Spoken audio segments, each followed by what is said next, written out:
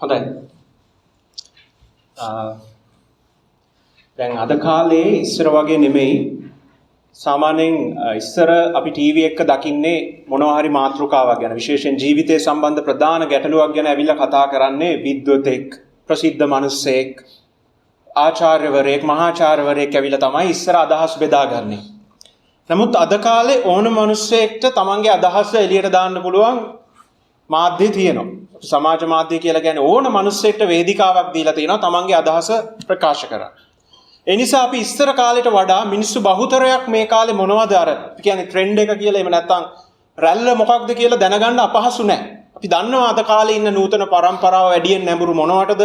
වැඩියෙන් කැමති මොනවටද? වැඩියෙන් හොයන්නේ මොනවද? එයාලා විශ්වාස කරන්නේ ඒක තමයි ට්‍රෙන්ඩ් එක කියලා අපි දන්නවා. එතකොට වැඩියෙන්ම මිනිස්සු නූතන චින්තනය එහෙම නැත්නම් ඔය මොඩර්න් තින්කින් කියලා කියනවා. ගොඩාක් අය ආස දෙයක් තමයි අලුතෙන් හිතන්න. පරණ යල් පැනපු අදහස් අපි පැත්තකට දාමු. ඒවා වැඩක් නෑ. අලුත් දේවල් තමයි අපිට ඕනේ. අලුතෙන් හිතන්න ඕනේ. අලුත් දේවල් තමයි ට්‍රෙන්ඩ් එක. තරුණයෝ ඒ වෙනතන් වෙස්ටර්න් කල්චර් එකේ තියෙන අලුත් දේවල්. එතකොට මේ අතර ප්‍රධාන අදහසක් මිනිස්සු අතර තියෙන එකක් තමයි ආගම් කියන එක යල් පැනපු අදහසක්. ආගම් කියන්නේ වැදගත් නැති මෝඩ වයසක ආච්චිලට අම්මලට ආවේනික දෙයක්. තරුණයෝ විද්‍යාව එහෙම නැත්නම් ෆිලොසොෆි තමයි තරුණයෙක්ට වැදගත් වෙන්නේ. ආගම් කියන ඒවා වැඩක් නැහැ. ආගම් කියන්නේ නූතනයට ගැලපෙන්නේ නැති පරණ යල් පැනපු අදහසක්. අද නුවරම පීරලා බැලුවත් මම වෙන්න පුළුවන් ඔයාලට හම්බෙන එකම මිනිස්සයා කිසිම ආගමක් ඇත්තයි නොකිය. ඒ කියන්නේ හැම ආගමක්ම බොරු. මගේ උත්සාහය මේ ආගම් කියන ඒවා ඇත්ත කියලා ඔබට සනාථ කරන්න නෙමෙයි. මම පස්තාව ඉස්සරහට යද්දි මම මේ කියන දේවල් මම පොඩ්ඩක් ප්‍රශ්නාර්ථයක් දක්වන දේවල් ඔයාලට තේරෙයි. මගේ උත්සාහය ආගම් හැම එකක්ම ඇත්ත කියලා ඔබට සනාථ කරන එක නෙමෙයි. මම ඔයාලට ඉස්සල්ලාම කියන්න යන්නේ ආගම් මෙච්චර නොවැදගත් නම් කියන්නේ මනුෂ්‍ය සංහතියට මෙච්චර බලපෑමක් ඉතිහාසයේ පුරා ආගම් කරලා තියෙනවා. දන්නවා දේශපාලනික ඉතිහාසයේ තීරණය වෙලා තියෙන, රටවල් වල අනන්‍යතාවයේ තීරණය වෙලා තියෙන, මිනිස්සු ගහමරා ගන්න යුද්ධ හටගෙන තියෙන මේ ආගම් කියන සංකල්ප. අදටත් ආගම කියන එකට ඕනම රාජ්‍යයක් යටත් වෙනවා. ආගමට පුළුවන් රාජ්‍ය නායකයාට පවා බලපෑමක් කරන්න. මනුෂ්‍ය ඉතිහාසයෙන් බැලුවොත් ආගම් කියන එක මනුෂ්‍යව වහගෙන ඉඳලා තියෙනවා. මේක එච්චර නොවැදගත් දෙයක් නම් ඇයි එච්චර බලයක් මේ ආගම් කියන දේවල් වලට තිබිලා තියෙන්නේ? අපි කියනවා වගේ ආගම් වැඩක් නැති යල් පැනපු අදහසක් නම් ඇයි මනුස්සයව ආගම් කියන දෙයින් මෙච්චර බැඳගෙන ඉඳලා තියෙන්නේ? ඒකට හේතුව ආගම් බිහි වෙලා තියෙන්නේ ඉතා වැදගත් ප්‍රශ්න වලට උත්තර දෙන්න. විද්‍යාවට උත්තර දෙන්න බැරි ප්‍රශ්න අපිට තියෙනවා. විද්‍යාව දන්නේ නැති, විද්‍යාවට තේරෙන්නේ නැති, තර්ක ශාස්ත්‍රයකට හඳුනා ගන්න බැරි 100% සාධාරණ උත්තරයක් දෙන්න බැරි ප්‍රශ්න අපිට තියෙනවා. ඒවට උත්තර දෙන්න මිනිස්සු උත්සාහ කරලා තියෙනවා. ඒ ගත්ත උත්සාහයන් වලට තමයි අපි මොකක් කියලාද කියන්නේ? ආගම් කියලා. එක එක්කෙනා එක එක කෝණ වලින් මේකට උත්තර දෙන්න හදලා තියෙනවා. මොකද ඔයාලා දන්නවද? ඇයි මම ඉස්සල්ලා කිව්වේ මම කිසිම ආගමක් විශ්වාස කරන්නේ නැහැ. ආගම් කියන ඒවා සාර්ථක නැහැ කියලා කියන්න හේතුව ඇයි දන්නවද? මේ ප්‍රශ්න වලට උත්තර හොයලා තියෙන්නේ මේ ප්‍රශ්නේ ඇතුලේ ඉන්න මිනිස්සුමයි. ආගම් කියන්නේ මේ පොළවේ ඉපදිච්ච, මේ පොළවේ ප්‍රශ්නේ ඇතුලේ අවුලේ ඉන්න මිනිස්සු. ඒ පෞකාර හිත තියෙන මිනිස්සු, ඒ පෞකාර හදවත තියෙන මිනිස්සු, ඒ අසරණ මිනිස්සුම තමන්ගේ බුද්ධිය හරි තමන්ගේ තර්කය හරි යොදාගෙන හදපු විකල්ප වලට තමයි අපි ආගම් කියන්නේ. එතකොට ආගම් කියන්නේ මිනිස්සුන්ගේ උත්සාහයක්. මිනිස්සු හදපු උත්සාහයක්. එතකොට බ්‍රදර්, ක්‍රිස්තියානි ආගමක් නෙමෙයිද? ආගම් කියන්නේ මිනිස්සු හදපු උත්සාහයක්. නමුත් ක්‍රිස්තියානිය කියන්නේ දෙවියන් වහන්සේ දුන්න උත්තරයට. අවුලෙන් පිට ඉන්න ශුද්ධ දෙවියන් වහන්සේ, මැවුම්කාර දෙවියන් වහන්සේ මනුෂ්‍යත්වයට දුන්නු එළිදරව්වට තමයි අපි කියන්නේ ක්‍රිස්තියානිය කියලා. ක්‍රිස්තියානිය කියන්නේ තවත් මිනිස්සෙක් මනස දියුණු කරලා හොයාගත්ත තර්ක කීපයකට නෙමෙයි. ක්‍රිස්තියානිය කියන්නේ මිනිස්සු ටිකකට දැනිච්ච හින්දා කාලයක් තිස්සේ ආපු මිත්‍යා දෘෂ්ටික සංකල්පවල එකතුවකට නෙමෙයි. මැවුම්කාර දෙවියන් වහන්සේ විනාශ වෙන මිනිස්සයාට මුල ඉඳන් කතා කරපු පණිවිඩය තමයි අපි ක්‍රිස්තියානිය කියන්නේ. එතකොට මෙතන මේ උත්තරේ පටන් ගත්තේ මේ පොළොවෙන්ද? පොළොවේ මිනිස්සු එකතු වෙලාද? නෑ. මේක ආවේ ස්වර්ගෙන්. අවුල් නැති තැනකින්, සියල්ල දකින්න තැනකින්, සියල්ල දන්න තැනින්. පුදුමෙ තමයි මේ මුළු පණිවිඩයම එක පුද්ගලයෙක්ට සම්බන්ධයි.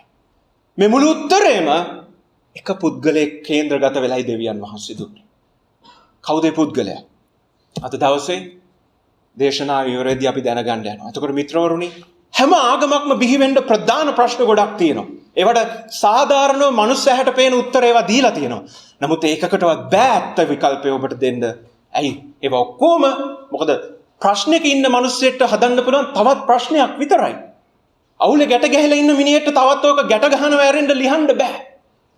ඇත්තටම ලියන්න පුළුවන් මේ දෙයින් පිටත ඉන්න ස්වර්ගයේ සිටින දෙවියන් වහන්සේට විතරයි. ඒකයි ක්‍රිස්තියානිය ආගමක් නොවෙන්නේ. දැන් මේ ආගම් බිහි වෙද්දී ආගම්වල විශේෂ ලක්ෂණයක් ඔයාලා දැකලා තියෙනවද? හැම ආගමක්ම පාපය කියන සංකල්පය ගැන ගොඩක් හරි කතා කරනවා. සාර ධර්ම පාපය, සාර ධර්ම පාපය.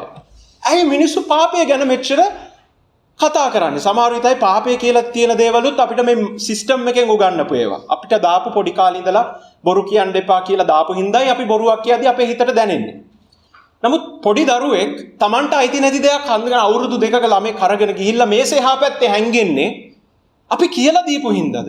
එහෙනම් ඒ දරුවට වැරද්දක් කරපු ගමන් හිතට අර දැනෙන පෞකාර හැඟීම කොහෙන්ද ආවේ? මනුෂ්‍ය සංහතියටම තියෙනවා යම්කිසි වැරද්දක් කරපුවම Tamanගේ හදවතට දැනෙනවා වැරදිකාරත්වයක්. මේ වැරදිකාරත්වය අනිත් හැම ප්‍රශ්නෙම ගොඩාක් ප්‍රශ්න තියෙනවා. අපි කොහෙන්ද ආවේ? අපි මැරෙන්නේ ඇයි? අපි කොහෙටද යන්නේ? මේවට තමයි ආගම් උත්තර දීලා තියෙන්නේ. නමුත් ප්‍රධානතම ප්‍රශ්නයක් තමයි එදිනෙදා ජීවත් වෙද්දී ඔබේ හිතට දැනෙන පාපය නිසා දැනෙන වරදකාරී හැඟීම. මේකෙන් මොනවටද නිදහස් කරන්න පුළුවන්? ඒකටත් මිනිස්සු කියලා තියෙනවා මෙහෙම කරන්න, අතන්ට යන්න, එතනට ගිහිල්ලා මේ පූජා ඔප්පු කරන්න. මේවා කරනවා ඔබ. හැබැයි ගෙදර ඉන්නේ අර දේ ආයෙත් හිත ඇතුලේ තියාගෙන. ඇයි ඇත්තටම මේ ආගම් වලට බැරි මේ තියෙන පෞකාර වරදිකාර හැඟීමට උත්තරයක් දෙන්න? ඒකටත් හේතුව ඒවා හොයලා තියෙන්නේ වැරද්ද ඉන්න මිනිස්සයමයි. මිනිස්සු අපිමයි. ආගම් වලට බෑ පාපේ මොකද්ද කියලා නිර්වචනය කරන්න. මොකද ආගම් හදන්නේ පෞකාරය. එහෙනම් පාපේ නිර්වචනය කරන්න ඕනේ දෙවියන් වහන්සේ. උන්වහන්සේට තමයි පිටින් ඉඳලා කියන්න පුළුවන් උඹලා කරන දේ වැරදි කියලා.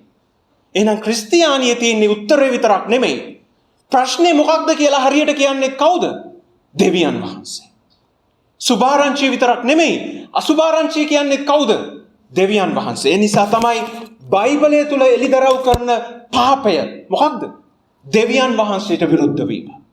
උන්වහන්සේව අත්හැරපු නිසායි මනුෂ්‍ය සංගතිය අද මෙච්චරක් විකෘති වෙලා ඉන්නේ. උන්වහන්සේව අතහැරලා තමන්ගේ තියෙන දේවල් උඩගුකම පාපේ නිසා උන්වහන්සේට විරුද්ධ වෙච්ච නිසායි අද අපි මෙච්චර විනාශ වෙලා ඉන්නේ. එතකොට ඒකේ අයිතිය තියෙන්නේ වැරදිකාරයා වැරදි කියන්නේ මේ පොළවේ සැබෑ විනිශ්චයකරුට විතරයි. ඔන්න ඔය සංකල්ප දෙක තේරුම් ගන්න. උත්තරය දෙන්න අයිතිය තියෙන්නේ දෙවියන් වහන්සේට. උත්තරය දෙන්න පුළුවන් උන්වහන්සේට විතර නෙවෙයි ප්‍රශ්නේ හරියට තේරුම් කරන්න පුළුවන් දෙවියන් වහන්සේට. ඒකයි අපි බයිබලය ඉගෙන ගන්න. බයිබලය තමයි ඒ උත්තරය ලිඛිතව සටහන් වෙච්ච තැන. අවුරුදු ගාණක් පුරා උන්වහන්සේ දීපු උත්තරය දේවානුභාවයෙන් ලිඛිතව සටහන් වෙච්ච තැන තමයි සුද්ධ බයිබලය. ඒකයි අපි බයිබලෙන් උගන්වන්නේ. විශ්ව කැමති දේ නෙමෙයි අද මම මේ කියන්නේ. යේසුස් වහන්සේ ඇවිල්ලා එළිදරව් කරපු දේ. දෙවියන් වහන්සේ අපිට දීපු උත්තරේ. දැන් එහෙනම් ප්‍රධානම ප්‍රශ්නේ මොකක්ද ඔබට තියෙන ඔය පාපය? ඔබේ හදවතේ තියෙන පාපය. ඒකිනුයි අනිත් හැම විකෘතියක්ම ඇවිල්ලා තියෙන්නේ. මරණය, විනාශය, ස්වභාවික විපත් මේ හැම දෙයක්ම පාපේ ප්‍රතිඵලයක්. එහෙනම් අපි උත්තරේ හොයාගමු. දෙවියන් වහන්සේ අපිට දුන්න උත්තරේ මොකක්ද? අපි යමු ලූක් පොතේ 5 වෙනි පරිච්ඡේදයේ. අද මට තියෙන්නේ 12 වෙනි පදේ ඉඳන් ඉස්සරහට. 12 වෙනි පදේ පටන් ගන්න කුෂ්ඨ රෝගියෙක්ගේ කතාවකින්. නමුත් මම මොහොතකට කුෂ්ඨ රෝගියාගේ කතාව කියවන්නේ නැතුව මම ඔබට එක්කගෙන යනවා ඊට පස්සේ තියෙන සිදුවීම 17 වෙනි පදේ ඉඳන් කතා කරන අංශභාග රෝගියාගේ කතාවට කතා කරන්න. මම කුෂ්ඨ රෝගියාගේ කතාවට එනවා. නමුත් ඉස්සෙල්ලාම අපි අංශභාග රෝගියාගේ කතාව කියවලා ඉමු. 17 වෙනි පදය. ඒ දවස් වලින් එකකදී උන්වහන්සේ උගන්වන කල ගලිලේ හා යුදේ සෑම ගම්වලින්ද යෙරුසලමෙන්ද ආවා වූ පරිසිවරුන් ව්‍යවස්ථාව උගන්වන්නොත් එහි හිඳගෙන උන්නෝය. සුව කරන පිණිස ස්වාමින් වහන්සේගේ ආනුභාවය උන්වහන්සේ සමග වූයේය. ඔන්න දැන් මේ කාලේ වෙද්දී යේසුස් වහන්සේ අවුරුද්දකට වඩා සේවය කරලා ලොකු ප්‍රසිද්ධියක් උන්වහන්සේට අවුලා තිබ්බා. මිනිස්සු හැමෝම ආවේ උන්වහන්සේව අදාහගත්ත නිසා නෙමෙයි. මිනිස්සු ගොඩක් ආවේ උන්වහන්සේ කරපු ආස්කම් දැකලා. ඒ ආශ්චර්යම ක්‍රියා බලන්න. ගොඩක් අය ආවට දැන් මේ වෙද්දී උන්වහන්සේට ඇඟිල්ලක්, ඒ කියන්නේ උන්වහන්සේ ඉන්න තැනක ඇඟිල්ලක් ගහන්න ඉඩ නැති වෙද්දි මිනිස්සු වැට වෙලා හිටියා. ඉතින් උන්වහන්සේ උගන්වද්දි මිනිස්සු වැරදි හොයන්නත් ඇවිල්ලා එතන හිටගෙන හිටියා. මේ ලියන්න පරිසිවරු කියන්නේ ඒ කාලේ හිටපු පරණ ගිවිසුම ගැන විශාරදයෝ. අර හැමදේම දන්නවා කියන මිනිස්සු. එතකොට පරිසියෝ කියන්නේ ඒ හරියට මේ ව්‍යවස්ථාව අකුරටම පැවැත්වපු විදියට මිනිස්සුන්ට පෙන්නපු අය. ආගමික කුහකයෝ කියන්නේ අපි තමයි හරි, අපි තමයි හරියටම මේ ප්‍රමිතිය පැවැත්වුවේ. ලියන්නෝ කියන්නේ එක පැත්තකින් සියල්ල දන්නවා කියලා පෙන්නපු අය. පරිසියෝ කියන්නේ සියල්ල කරනවා අපි හරියට කියලා පෙන්නපු අය. එතකොට ඒ කාලේ තිබුණු යුදෙව් සමාජයේ මේ කණ්ඩායම් දෙකෙන් එකක් හරි කිව්වොත් මේක තමයි හරි කියලා පිළිගන්න මට්ටමට මිනිස්සුන්ගේ ඔළුව යාලා වහගෙන හිටියා. හැමෝටම තිබ්බා විශ්වාසයක් ලියන්නෝයි පරිසියෝයි තමයි හරියටම දේව වචනය විස්තර කරන්න කියලා. ඔන්න ඒ වගේ උදෑසනක එක්තරා සිදුවීමක යේසුස් වහන්සේ ගෙදරක උගන්වන්නේ සෙනග වට වෙලා ඉද්දී ඔන්න මෙතනට එනවා මිනිස්සු 4 දෙනෙක්. කොහොමද අපි 18 වෙනි පදේ ඉඳන් කියමු. එවිට මිනිස්සු අංශභාග රෝගියෙකු ඇඳක තබාගෙන ගෙනාවෝය. ඔහු ඇතුළට ගෙනවිත් උන්වහන්සේ ඉදිරියේ තබන්ට ඔහු සෙව්වෝය. නමුත් සමූහයා නිසා ඇතුළට ගෙන යන්නට අන්දමක් නොදැක වහලට නැග සෙවිල්ල ඇර උන්වහන්සේ ඉදිරියේ ඇඳත් සමග ඔහු මැදට බැස්සුවෝය. උන්වහන්සේ ඔවුන්ගේ ඇදහිල්ල දැක. දැන් මොකද වුනේ? සෙනග වැඩි. ළඟට යන්න බැරි තරම් සෙනග වැඩි. මේ මිනිස්සු 4 දෙනා මොකද කරේ? කල්පනා කරා විකල්පයක්. සමහරක් විට එතන හිටපු මිනිස්සු ඉඩ දෙන්න නැතුව ඇති. ඉඩ දුන්නා නම් අපි නම් කොහොමද බස් එකට නැග්ග ගමන් අබ්බගාත මිනිස්සෙක් මෙයාට සීට් එක දෙන්න කියනවා. නමුත් එදා තවත් අංශභාග රෝගියෝ හිටියද දන්නේ නැහැ. අපි ඔක්කොම ප්‍රශ්නයක් තියෙනවා. ඒ නිසා පැත්තකට වෙලා ඉන්න කියන්න ඇති.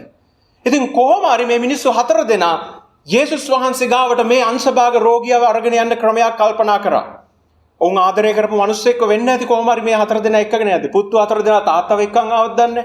කොහොම හරි ආදරය කරපු මිනිස්සෙක් මේ බාධක හමුවේ මෙයාලා හැරිලා ගියේ නැහැ. අපි වෙන දවසක එමු. එච්චරට ලොකු ඕමනාවක් තිබ්බා මේ පුද්ගලයාව යේසුස් වහන්සේ ගාවට මෙයාලට ගෙනියන්න. දැන් මෙතන කියනවා යේසුස් වහන්සේ විශේෂ දෙයක්. යේසුස් වහන්සේ ඔවුන්ගේ ඇදහිල්ල දැක්ක කියලා. දැන් මට හිතෙනවා සමහරෙක්ට හිතෙන්න පුළුවන් මේ මිනිස්සුන්ගේ ඇදහිල්ල කියන්නේ කොහොම හරි යේසුස් වහන්සේට කියලා මේ මිනිස්සයා සුව කරගන්නවා කියන එක කියලා. නෑ. අද පල්ලිවලට, දේවාලවලට ඕනම දෙයකට යන්නේ මිනිස්සු මට සුව වෙනවා නම් මම දන ගහගෙන කොළඹ යන්න හරි ලෑස්ති. මට සුව වෙනවා නම් මං මගේ ඇඟ කපා ගන්න හරි ලෑස්ති. තියෙන සන්තකේම වියදම් කරන්න හරි ලෑස්ති. අංශභාග රෝගියෙක්ට කකුල් දෙකෙන් හිට ගන්න පුළුවන් නම් මොනවද කරන්න අකමැති. එතකොට මේ මිනිස්සු 4 දෙනාට තිබ්බේ එහෙම ඇදහිල්ලක් නෙමෙයි. නේ කොහොම හරි මං යේසුස් වහන්සේ ගාවට යනවා කොහොම හරි සුවක නෑ. මොන බාධකයේ තිබ්බත් මේ යේසුස් වහන්සේ කියන පුද්ගලයා ගාවට ගියොත් මෙයා අනිවාර්යෙන් සුව වෙනවා කියලා මේ පුද්ගලයන්ට තිබ්බේ යේසුස් වහන්සේ කියන පුද්ගලයා ගැන ඇදහිල්ලක්. කනාවට පල්ලියට ආපු අය නෙමෙයි. කනාවට මොනවා හරි පඳුරක් ගැට ගහලා බලාගෙන හිටපු අය නෙමෙයි. ඔවුන් ආවේ යේසුස් වහන්සේ කියන පුද්ගලයා ගාවට ගියොත් සුව වෙන්න පුළුවන් කියන එක. ඒකයි ඔවුන් පසුබැස්සේ නැත්තේ. දැන් අපිට නම් හැංගීම් එනවා වෙලාවකට. චිත්ත වේග එනවාද කොහොම හරි ගිහිල්ලා මේක කරගෙන එනවා. නමුත් අයියෝ බෑස්සෙනක වැඩි. මොකද හැංගීම් හැම වෙලේම අපි ඉස්සරහට ගෙනියන්නේ එක තැනකදී හැංගීම් හිඳිලා යනවා. නමුත් ඇදහිල්ල එහෙම නැහැ. ඇදහිල්ල එදේ ලබා ගන්න තුරු ඔබ ඉස්සරහට රැගෙන යනවා. මේ මිනිස්සු 4 දෙනාට තිබ්බේ ඒ වගේ ඇදහිල්ලක්. යේසුස් වහන්සේ ඒක දැක්කා. මම ඒකෙන් දන්නේ. මටත් හිතෙන්න පුළුවන් මේ වචනේ කිව්වේ නැත්තම් යේසුස් වහන්සේ ඒක දැක්කා කියන කෑල්ල නැත්තම් ලියලා මටත් හිතේ මේ මිනිස්සු දෙනාවේ කොහොම හරි සුව කරගන්නවා මොකක් හරි නිකන් අර පොසිටිව් තින්කින් එහෙම දෙයකින් කියලා නෑ.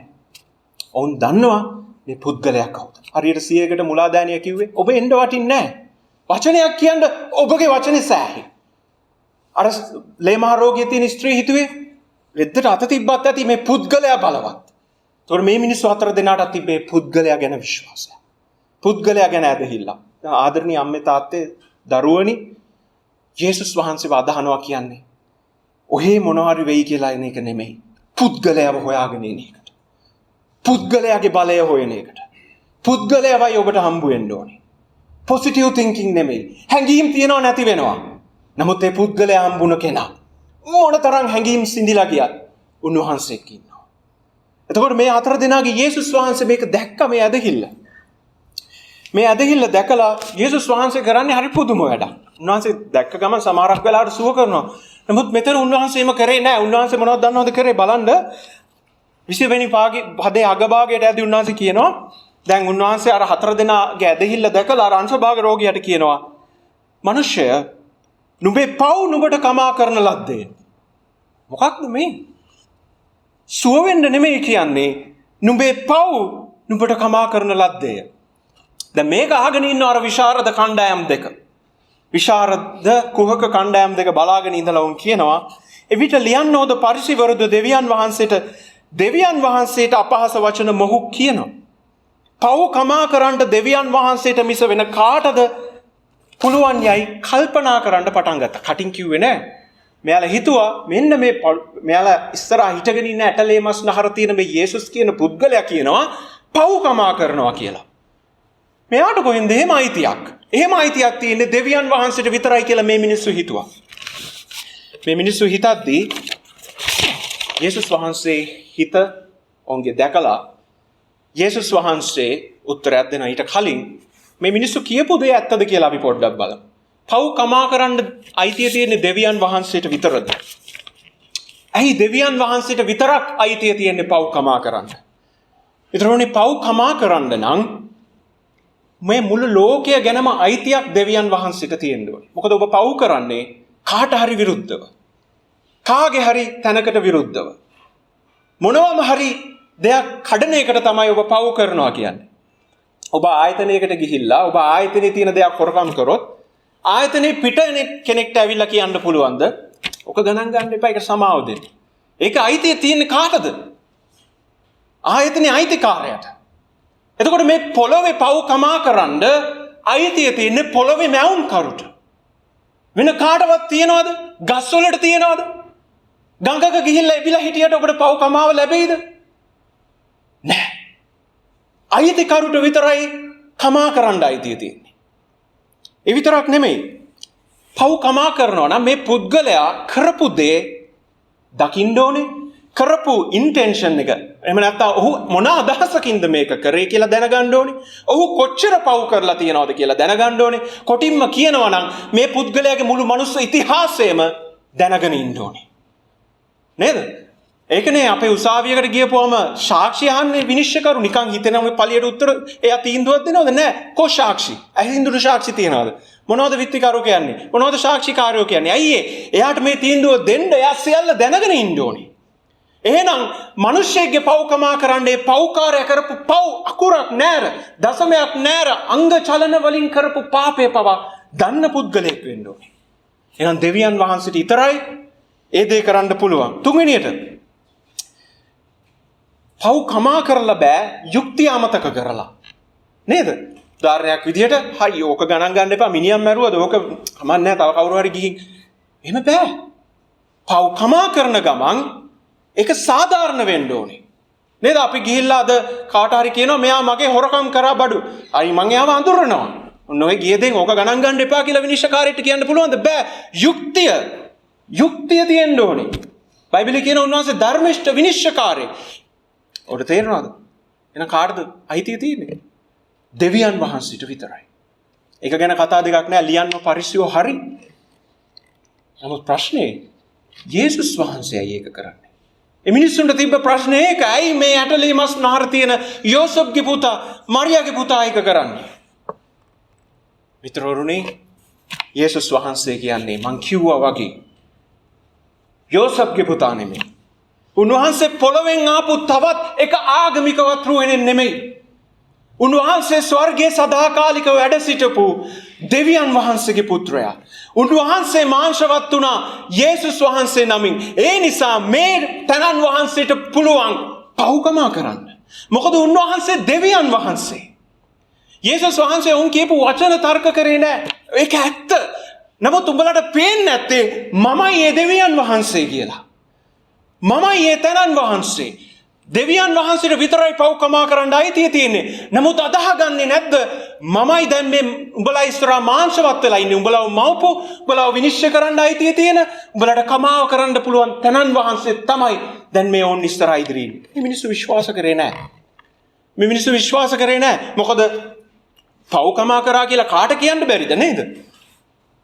ඊට පස්සේ යේසුස් වහන්සේ දැන් දැක්කලා යේසුස් වහන්සේ උන්ගෙන් ප්‍රශ්නයක් අහනවා 22 වෙනි පදේ. යේසුස් වහන්සේ උන්ගේ කල්පනා දැක උන්ට උත්තර දෙමින් නුඹලාගේ සිත්වලින් නුඹලා කල්පනා කරන්නේ කුමක්ද? වඩා පහසු මොකක්ද? නුඹේ පව් නුඹට කමා කර තිබේදයි කීමද? නොහොත් නැගිට ඇවිදින්නයි කීමද? මොකද මේ යේසුස් වහන්සේ ආන ප්‍රශ්නේ. යේසුස් ප්‍රශ්නයක් අහනවා. දැන් මේ මිනිස්සු සැක කරානේ යේසුස් වහන්සේගේ බලය ආධිපත්‍ය මේ පුද්ගලයා. යේසුස් වහන්සේ මෙහෙම ප්‍රශ්නයක් අහනවා. මොකක්ද ලේසි? මම පව් කමා කරා කියලා මේ පුද්ගලයාට කියන එකද? නැත්තම් පව් මේ මිනිස්යව අංශභාග රෝගියව සුව කරන එකද? මොකද ඇත්තටම ලේසි. ඇත්තටම ලේසි මල් පුතේ අම්මේ තාත්තේ පව් කමා කරා කියලා කටින් කියන එක. මේ ලෝකේ අද ආගම් ඔක්කොම ඕක කරන්නේ. අතන්ට ගිහිල්ලා පඳුරක් ගැට ගහපන් ප්‍රශ්න ඉවරයි. උනාද නැද්ද කවුරුත් දන්නේ නැහැ.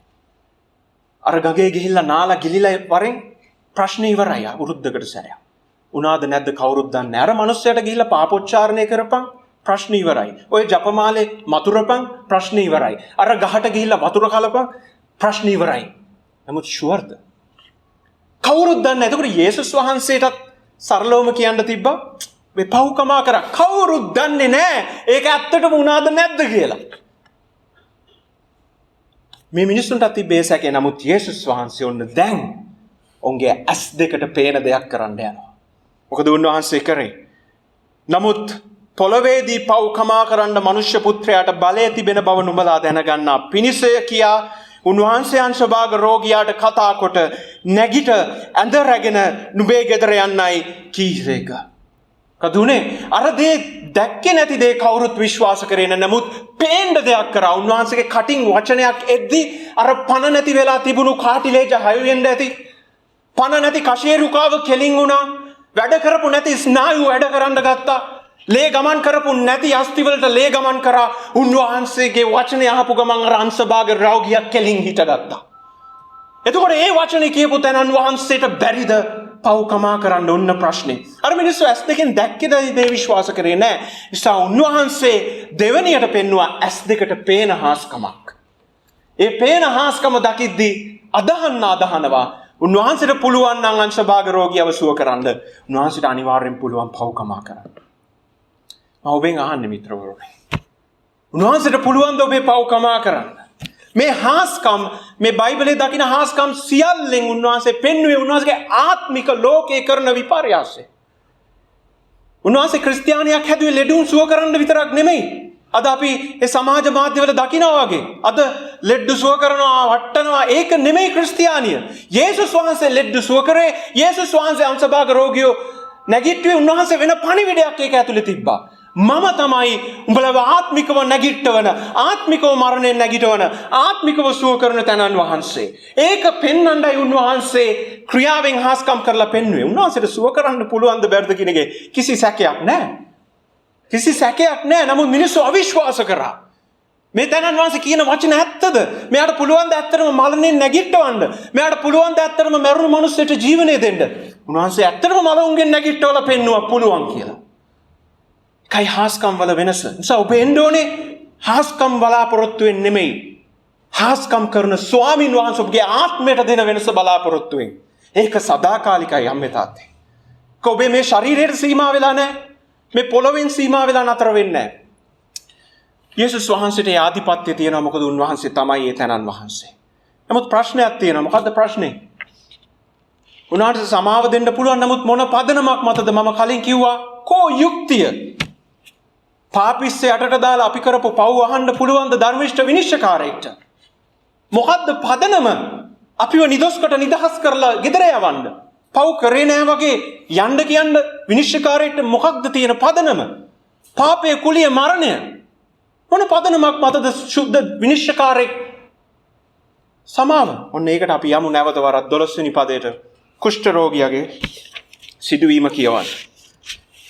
තවද උන්වහන්සේ නුවරක සිටියේදී කුෂ්ඨයෙන් පිරුණු මිනිසෙක් එහි සිටියේය. ඔහු යේසුස් වහන්සේ දැක මුහුණින් වැටි. දැන් මේ කුෂ්ඨ රෝගියම නැත්නම් අපි කියනවා නම් ලාදුරු රෝගය කියන එක පරණ කිවිසුම පුරාත් මුළු බයිබලයේ පුරාත් විශේෂයෙන් සඳහන් කරපු රෝගයක්. රෝග ගත්තොත් බයිබලයේ නම් වලින් සඳහන් කරලා තියෙන ප්‍රධානතම රෝගයක් තමයි මේ කුෂ්ඨ රෝගය. එක පැත්තකින් කට හේතුවක් තිබ්බා ඊශ්‍රායල් සෙනග ප්‍රායෝගික හේතුවක් තිබ්බා. ඒක තමයි ඊශ්‍රායල් සෙනග හිටියේ කාන්තාරය අවුරුදු 40ක්. කූඩාරම් වල සමූහයක් විදියට. ඉතින් සමය රෝග බෝ වෙනවා. සමය රෝගයක් බෝ වුණාම තග්ගාල පැතිරලා යන්න පුළුවන් ඉඳ දෙවියන් වහන්සේ එක පැත්තකින් ප්‍රායෝගිකව මේ මිනිස්සුන්ව වෙන් කරලා තියන්න කියලා අනක් දුන්නා මෝසස්ගේ ව්‍යවස්ථාවේ. නමුත් ඊට වඩා දෙයක් බයිබලේ නිතරම පෙන්නනවා. මේ කුෂ්ඨ රෝගයයි පාපයයි අතර ලොකු සම්බන්ධකමක් බයිබලේ පෙන්නනවා. උදාහරණයක් විදිහට කුෂ්ඨ රෝගයක් හැදුණු මිනිසෙක්ට දෙවියන් වහන්සේව නමස්කාර කරන්න උන්වහන්සේගේ ගෘහයට එන්න අවසර තිබුණේ නැහැ. පරණ කිවිසුම. ඒ විතරක් නෙමෙයි නැවත ඔවුන් එනවනම් ඒ සමූහයට ගොඩාක් පූජාවල් කරලයි ඔවුන්ව නැවත ගත්තේ. ඒකෙන් උන්වහන්සේ පෙන්වුවේ මේ කුෂ්ඨ රෝගය තුළ පිළිඹු වෙනවා මනුෂ්‍යත්වයේ තියෙන යම්කිසි විශේෂ රෝගයක්. මේ කුෂ්ඨ රෝගය මිත්‍රෝනි අපේ ඔබේ උපන් පෞකාර ස්වභාවය ගැන ගොඩාක් සාක්ෂි දරන උදාහරණයක් විදිහට ලාදුරු කියන රෝගේ හැමේ හැදෙන්නේ පුංචියට පටන් ගන්නෙ පුංචියට පටන් අරගෙන මුළු ඇඟේම විසිරලා යනවා අන්තිමේට ඔබ විරූපී ජීවත් වෙන මලකුණක් වෙන තරඟට එනකන් මේක පැතිරෙනවා හරියට පාපය වගේ පුංචි පාපයක් කියලා ඔබ හිතන්නේ පුංචි බොරුවක් පුංචි නෑ පොඩියට පටන් අරන් අන්තිමේට ඔබේ මුළු ජීවිතයම එයින් වහගන්නවා ඒක තමයි පාපේ ප්‍රධාන ලක්ෂණය. ඒක තමයි මුළු මනුෂ්‍යත්වයේම අද විඳින තත්ත්වය. අපි හැමෝම ආත්මික ලාදුරු රෝගියෝ. මේක බැක්ටීරියාවක් හින්දා පටන් ගන්න මේ ලාදුරු කියන රෝගේ කුෂ්ඨ රෝගය කියලා බයිබලයේ ගොඩාක් ඒ කියන්නේ සමසම්බන්ධ ගොඩාක් රෝග හඳුන්වනවා. නමුත් ඒකේ උපරිම රෝගේ තමයි ලාදුරු කියලා අපි හඳුන්වන්නේ. එතකොට ලාදුරු එක බැක්ටීරියාවක් හින්දා පටන් ගන්න. ඒක ඇතුලෙන් පටන් ගන්න. නමුත් එළියට එද්දි විනාශ වෙනවා. ඇතුලට යන බැක්ටීරියාවක් හින්දා ශ්වසන මාර්ගයෙන් යන මේ බැක්ටීරියාව හැම පොඩ විනාශ කරන්න ගන්නවා. අර හරියට පාපය ඇතුලෙන් පටන් අරන් ක්‍රියාවලින් එළියට එන්නේ. හිත ඇතුලේ තමයි දෙවියන් වහන්සේට විරුද්ධ වෙන හැඟීම තියෙන්නේ. නමුත් එළියට එන්නේ බොරුවකින්, වංචාවකින්, අපවිත්‍රකමකින්, වෛශ්‍යාකමකින්, දුර්වලකමකින්, මෝඩකමකින්, බොරුවකින්. පාපේ ලක්ෂණයක්. ඒ විතරක් නෙමෙයි. කොච්චර පිටතින් අපි ඇඳුම් ඇඳත් ලාදුරු රෝගිය කොච්චර නෑවත් එළියට එනවා අර සරව අර කුණු ගතිය. එතකොට ඔයාලා ගිහිල්ලා මොන දේවස්ථානයේ පූජා උපු කරත් කාට දන් දුන්නත් අනිත් මිනිස්සු ඉස්සරහා කොච්චර එකදාගත්තත් පව්කාරයක් දෙවියන් වහන්සේ ඉස්සරහා කුෂ්ඨ රෝගියෙක්ම තමයි. අතුල වෙනස් වෙන්නේ නැහැ. ඒ අපවිත්‍රකම ඔබ තුල සම්පූර්ණයෙන්ම තියෙනවා. ඒ විතරක් නෙමෙයි මේ ලාදුරු රෝගිය හැමත විතරක් නෙමෙයි බලපාන්නේ ස්නායු පද්ධතියට බලපානවා. දැනෙන්නේ නැති වෙලා යනවා. ඔබ දන්නේම නැතුව ඇඟිල්ලක් වැටෙනවා. නියපොත්තක් වැටෙනවා. ඇහිපිලි වැටෙනවා. නහය වැටෙනවා. කන් දෙක වැටෙනවා. පාපයේ තියෙන මිනිස්සුන්ට තේරෙන්නේ නැහැ ඔවුන්ගේ තියෙන මේ මලකුණ ගතිය. ඔවුන්ගේ තියෙන මේ විනාශකාරී රූපය ඔවුන්ට පේන්නේ නැහැ. ඔවුන්ගේ අපවිත්‍රකම විකෘති බව පාප පෞකාරයන්ට පේන්නේ නැහැ. ඔවුන් හිතන්නේ ඉන්නේ ඔවුන් තරම් ලස්සන කවුරුත් නැහැ කියලා. නමුත් දෙවියන් වහන්සේ ඉස්සර අපි විකෘති පෞකාර විනාශයට යන මිනිස්සු. එතකොට මේ ලාදුරු රෝගය මොන පැත්තෙන් බැලුවත් පෞකාරයගේ තියෙන ලක්ෂණයක් සිහි කරනවා. තනින්ට කාටත් ලාදුරු රෝගය සුව කරගන්න බෑ. ලාදුරු රෝගියෝ තමන්ගේ පවුලත් එක්ක එකට ජීවත් වෙන්නේ නැහැ. ඔවුන් ගිහිල්ලා වෙනම ජීවත් වෙන ඔවුන්ට සම්බන්ධතාව වලින් නිදහස් වෙන්න බෑ. සම්බන්ධතාව විකෘති වෙනවා. ආදරය කරන මිනිස්සු එක්ක එකට ඉන්න බැරි තත්ත්වයක් පාපය ඇති කරනවා. එතකොට මේ මුළු පාපයම මේ ලාදුරු රෝගිය දකිද්දී අපිට පේනවා. දැන් මොකද වුනේ සාමාන්‍යයෙන් ලාදුරු රෝගියෙක් ළඟට එද්දී අනිත් මිනිස්සු බයයි. මොකද ඒ රෝගයේ තියෙන බැක්ටීරියාව එයාලා දන්නේ නැහැ බැක්ටීරියා කියලා. නමුත් මේක මට බෝ වුණොත් මම කොච්චර ලස්සනට හිටියත් මම කොච්චර සුදට හිටියත් මේක මට වඩා බලවත්. ඉතින් මම ළඟට යන්නේ නැහැ. පැත්තකට වෙලා ඉන්න. එතකොට ලාදුරු රෝගියා වෙන පුද්ගලයෙක් ගාවට ගියපුවම සාමාන්‍යයෙන් ඒ පුද්ගලයා දිගු ඇසුරකින් පස්සේ නැවත ලාදුරු රෝගියාටම සමාන වෙනවා. නමුත් දැන් මේ ලාදුරු රෝගියා එනවා යේසුස් වහන්සේ ගාවට. ඔහු ඇවිල්ලා මෙහෙම කියනවා ස්වාමීනි ඔබ කැමතිසේක් නම් මා පවිත්‍ර කරන්නට ඔබට පුළුවනයි උන්වහන්සේට කන්න ලව් කළේ. ජීවිත කාලෙම තමන්ගේ පවුලෙන් ඈත් වෙලා හිටපු මිනිස්සෙක් බලාපොරොත්තුවක් නැති මිනිස්සෙක් තමන්ගේ ඇතුලේ සුව වෙන්න බෑ කියලා හිතුණු මිනිස්සෙක්. නමුත් දැන් ඔහුට පේනවා මේ තනන් වහන්සේට පුළුවන් මාව සුව කරන්න. නමුත් ඔහු මොකද කරන්නේ නැත්තේ? අර ඩිමාන්ඩ් කරනවා කියන්නේ. පුළුවන් නම් සුව කරන්න නෑ. ඔහු කියන ඔබට පුළුවන් නමුත් කැමති නම් මාව සුව කරන්න. මෙන්න සැබෑ හදවත. බයිබලයේ පුරා ඔබට අනකරන හදවත. සිතින් දිලින්දෝ ආශිර්වාද ලද්දෝය. ශෝකවන්නෝ ආශිර්වාද ලද්දෝය. අයියෝ දෙවියෝ ඉන්නවා නම් කොහමද දීපංකෝ බලන්න. ඒක නෙමෙයි දෙවියන් වහන්සේ ආශිර්වාද කරන හදවත. ඔබට පුළුවන් ඔබ කරේ නැතත් ඔබ දෙවියන් වහන්සේ අනේ නමුත් ඒ කරුණාවෙන් ටිකක් මට දෙන්න. ඒ කරුණාවෙන් ඒ බලෙන් ටිකක් මාත් එක්ක බෙදා ගන්න. ඒ තමයි මිත්‍රවරුනි ඔබ ආයුතු හදවත. එවැනි දිලිදු හදවත් වලට තමයි දෙවියන් වහන්සේ ප්‍රසන්න. අද කාලේ ක්‍රිස්තියානි සභාවෙත් හරිම කනගාටුයි. සමහර විටනවා මම ලාදුරු රෝගියෙක් මාව සුව කරා නම් ඔයා අරයව සුව කරන්න ඕනේ. මාව ගැලෙවුවා නම් ඇයි අරයව ගලවන්නේ නැත්තේ? මේ මොකක්ද? මේ කාටවත් ලාදුරු රෝගියෙක්ට ඩිමාන්ඩ් කරන්න බෑ. ඔබ හැමෝම විනාශ වෙලා යන්න ඕන රෝගියෝ.